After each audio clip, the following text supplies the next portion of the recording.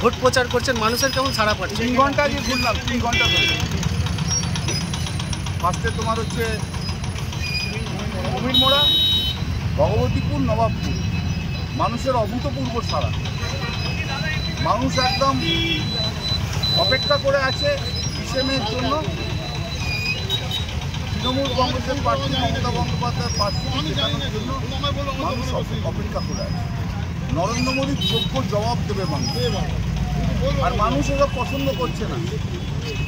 যারা পশ্চিমবাংলার রাজনীতির সঙ্গে কোনোদিন জড়িত নয়, যারা মানুষের লড়াইয়ে কখনো আসেনি, গতবার 2021-এ তারা নির্বাচনে লড়েছে, হেরেছে, চলে গেছে। আজ আবার এসে ভোট চাইছে, মানুষ কিন্তু গ্রহণ করছে না। করোনায় কাউকে দেখতে পাওয়া যায়নি। মানুষের লড়াইয়ে, মানুষের জন্য, পশ্চিমবাংলার মানুষের লড়াইয়ের জন্য আসেনি। কেউ বাইরে থেকে এসছে, কেউ দিল্লি থেকে এসছে। তারা সব জনপ্রতিনিধি হওয়ার জন্য এসছে।